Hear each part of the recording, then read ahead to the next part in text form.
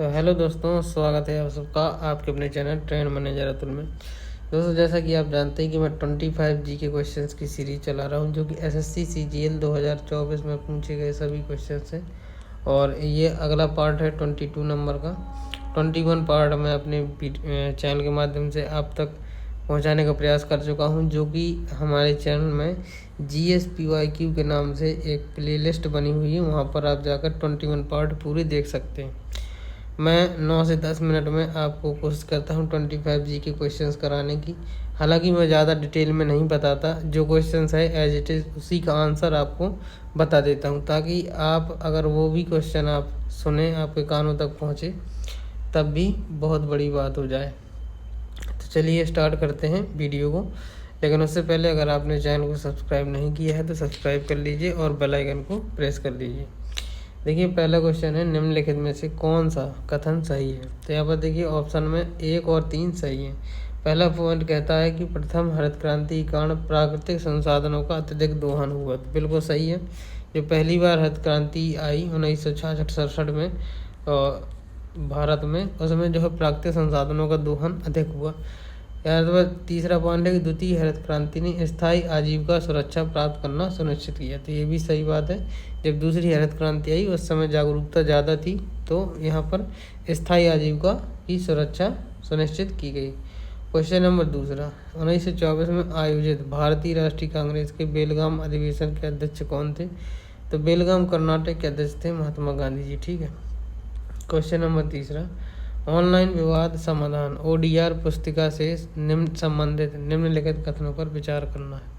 तो यहाँ पर देखिए निम्नलिखित ये कह रहा कौन से कथन सही है, लास्ट में देखिए। तो यहाँ पर दूसरा और तीसरा सही है। ODR क्या है? ODR डिजिटल तकनीक और वैकल्पिक विवाद समाधान की तकनीकों जैसे बातचीत, मध्यस्थता और विवाचन का इस्तेमाल करके मामलों को अदालत से बाहर किया जाने वाला समाधान, ये ODR है। ठीक है। डिजिटल तकनीक और वैकल्पिक विवाद समाधान की तकनीकों के द्वारा किसी मामले को अदालतों से बाहर करना। ठीक है। और ICT के विकास और इंटरनेट के बढ़ते इस्तेमाल ने ODR के लिए एक प्रमुख भूमिका निभाई है। तो बिल्कुल सही आंसर। ठीक है। ODR मतलब ऑनलाइन विवाद समाधान। अगला क्वेश्चन है चौथा, उस घटना का नाम बताइए जिसमें प्रकाश के पथ में रखी एक अपारदर्शी वस्तु अत्यंत छोटी हो जाती है और जहां प्रकाश की प्रवृत्ति सरल रेखा में चलने की बजाय उसके चारों ओर मुड़ने की होती है। तो प्रकाश की प्रवृत्ति सरल रेखा में न चलकर मुड़ जाए, यानी उसको कहते हैं विवर्तन। और जो अगर कोई अवरोध आता है और अगर कोई ध्वनि तरंग जा रही है और उस अवरोध को पार करके दूसरी तरफ पहुंच जाती है, उसे कहते हैं व्यतिकरण।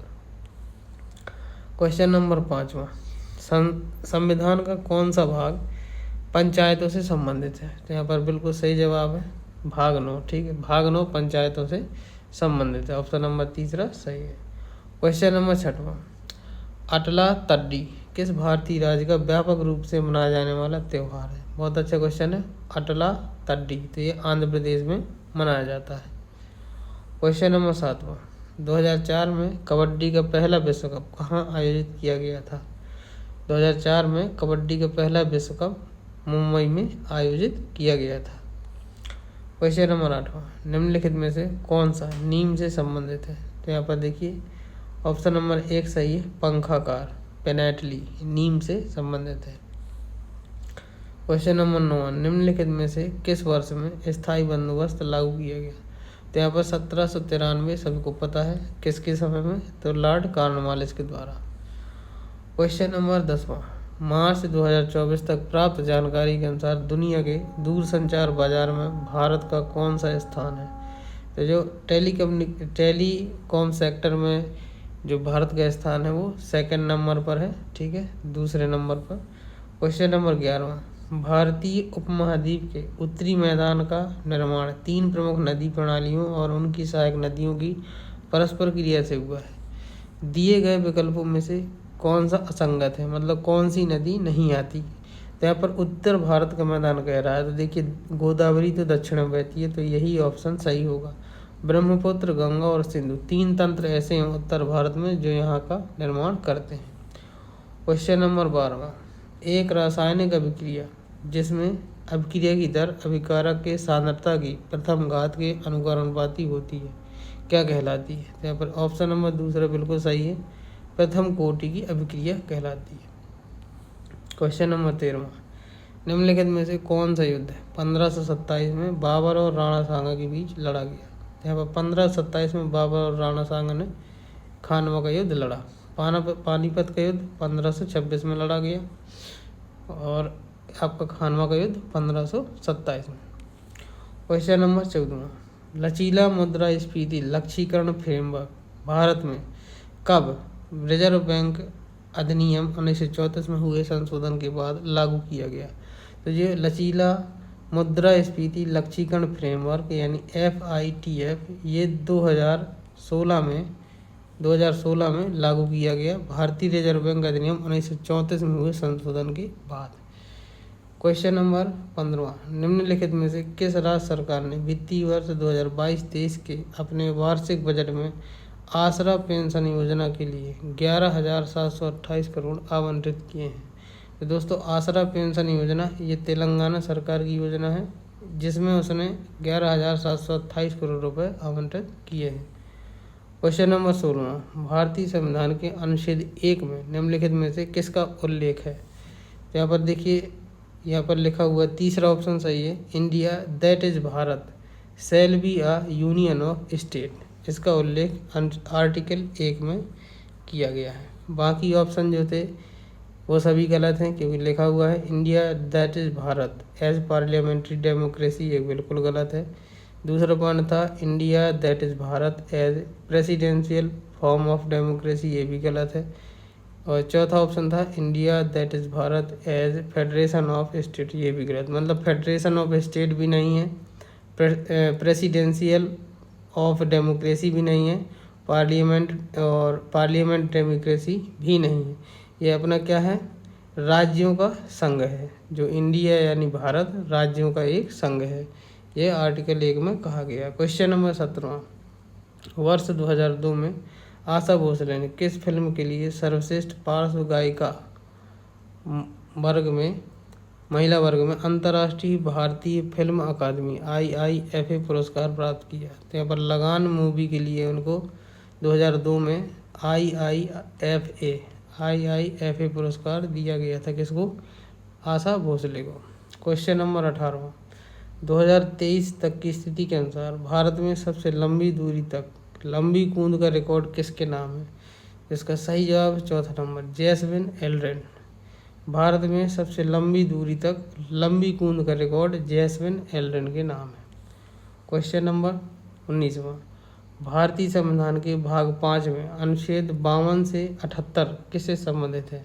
यहाँ पर बिल्कुल सही जवाब है संघ की कार्यपालिका से। ठीक है, संघ की कार्यपालिका। हालांकि 52 से लेकर 61 तक ये राष्ट्रपति से संबंधित है, राष्ट्रपति से।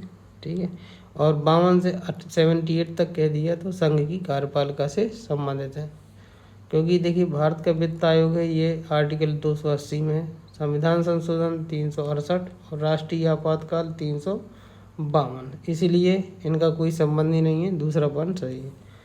क्वेश्चन नंबर 20वां, भारत में मानसून की अवधि कितनी होती है? तो यहाँ पर 100 से 120 दिन के आसपास। ठीक है, यानी कि लगभग कह सकते हैं 4 महीने। ठीक। क्वेश्चन नंबर 21वां, महापद पक्षी, केकड़ा पक्षी, मकाक बंदर, निकोबार कबूतर और विशालकाय दस्यु केकड़े जैसी प्रजातियों का घर कौन सा उद्यान है? तो यहाँ पर कैंपबेल बे राष्ट्रीय उद्यान। ये महापाद पक्षी, केकड़ा पक्षी, मकाक बंदर, निकोबार कबूतर और विशालकाय दस्यु केकड़े जैसे प्रजातियों का घर कौन है? कैंपबेल बे राष्ट्रीय उद्यान। आपको बताना कमेंट बॉक्स में ये राष्ट्रीय उद्यान किस राज्य में स्थित है। क्वेश्चन नंबर 22, निम्नलिखित में से कौन ऋग्वैदिक जनजाति के 3 वर्गों का हिस्सा नहीं था? तो यहाँ पर बिल्कुल सही है शिल्पी। ये ऋग्वैदिक जनजातियों के 3 वर्गों का हिस्सा नहीं था। योद्धा, पुरोहित और आम जनता, ये 3 वर्ग जो बताए गए हैं उनके हिस्सा थे। क्वेश्चन नंबर 23, भारत के निम्नलिखित में से किस राज्य में मुख्य रूप से होजागिरी नृत्य किया जाता है? तो बिल्कुल सही जवाब है त्रिपुरा। त्रिपुरा में किया जाता है होजागिरी नृत्य। क्वेश्चन नंबर 24 है, राष्ट्रीय युवा नीति कब शुरू की गई? तो राष्ट्रीय युवा नीति भारत में 2014 में लाई गई। क्वेश्चन नंबर 25, अली अकबर खां किस वादन के लिए जाने जाते हैं? किस वाद्य यंत्र से संबंधित है? तो जो अली अकबर खां हैं वो सरोद बजाते हैं। दोस्तों ये रहे आज के 25 क्वेश्चंस। अगर आपको अच्छा लगा हो वीडियो तो प्लीज़ लाइक करना। चैनल को अभी तक सब्सक्राइब नहीं किया तो सब्सक्राइब कर लीजिए और बेल आइकन प्रेस कर लीजिए।